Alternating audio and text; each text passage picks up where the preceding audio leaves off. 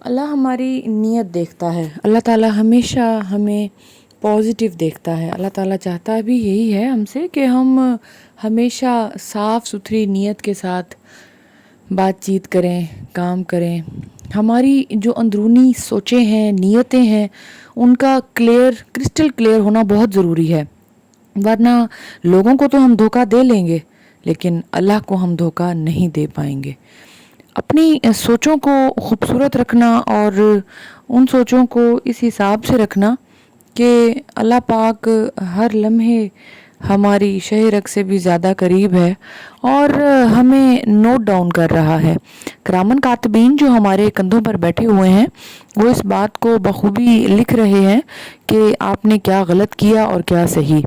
انسان سامنے رہنے والوں کو تو پاگل بنا لیتا ہے، چالاکیاں دکھا لیتا ہے، لیکن انسان یہ بھول جاتا ہے کہ میرا رب جو ہے وہ مجھے ہر لمحے دیکھ رہا ہے، میری لائیو ریکارڈنگ ہو رہی ہے. لیکن انسان ان بہت ساری سوچوں کو پس پشت ڈال دیتا ہے.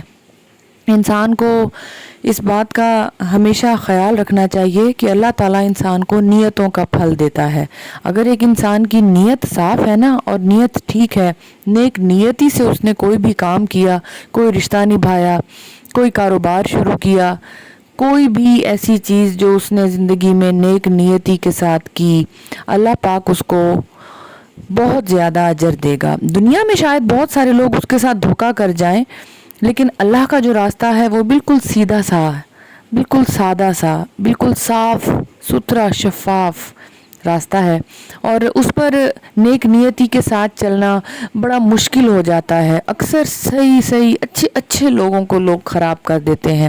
اور وہ محاورہ ہے نا کہ کاش ایک سیدھا سادہ آدمی نہ خراب ہو، جس کو اکثر کہا جاتا ہے کہ انشاءاللہ سیدھا سادہ بندہ نہ بگڑے. یا دوسری لینگویج میں کہوں تو اکثر لوگ کہہ رہے ہوتے ہیں کہ شریف نہ بگڑے. تو شرافت کا یہی ایک المیہ ہے ہمارے ہاں کہ لوگ لوگوں کو شریف رہنے ہی نہیں دیتے. اکثر وہ کچھ ایسا کر جاتے ہیں کہ سامنے والا انسان غلط سوچنے، غلط بولنے، غلط کرنے پر مجبور ہو جاتا ہے. میں بھی انہی میں سے ہوں. اکثر سوچتی ہوں کہ ہمیشہ سیدھی سادی رہوں، صاف ستھری رہوں، ٹھیک رہوں، اچھا سوچوں، اچھا کروں، لیکن سامنے والے کا رویہ اس بات پر مجبور کر دیتا ہے کہ اس کے ساتھ کچھ برا کر ہی دیا جائے. بہت کم کرتی ہوں، نہیں کر پاتی. اللہ سے ڈرتی ہوں. اللہ میری نیتوں سے واقف ہے. شاید انہی نیتوں کا پھل ہے آج جو میرے پاس سب کچھ موجود ہے. جو لوگ پیچھے رہ گئے ہیں ان کی نیتوں کو اللہ نے دیکھا، جانا، پرکھا اور جانچنے کے بعد ہی یہ دیکھا اور کیا کہ دنیا تو ان کو نہیں ملی، آخرت کا پتہ کوئی نہیں. لیکن مجھے لگتا ہے کہ اللہ کے نیک بندوں کے بارے میں یہ بات واضح ہے کہ دنیا بھی ان کی ہے اور آخرت بھی. تو آپ بھی اس بات کو سمجھیں کہ جب تک آپ کی نیت صاف ہے تو اگر آپ سمندر کے پار کھڑے ہو کر بھی کہتے ہیں کہ اللہ مجھے سمندر پار کرا دے، تو اللہ کوئی نہ کوئی راستہ نکال لے گا، کوئی نہ کوئی راستہ اور کوئی نہ کوئی حل نکل ہی آئے گا. یہ اللہ کی مرضی ہے، اللہ کیا کرے. لیکن اللہ آپ کی نیت کی ستھرائی ضرور دیکھتا ہے، کیونکہ آپ کے جو وہم و گمان میں بھی نہیں ہے نا، وہ تو وہ سب کر سکتا ہے. لیکن آپ جہاں تک غلط سوچ رہے ہیں اس پار آگے اللہ سوچ رہا ہے اور وہ آپ کو اچھی طرح اندر سے جانتا ہے کہ آپ کی نیتیں کیا ہیں.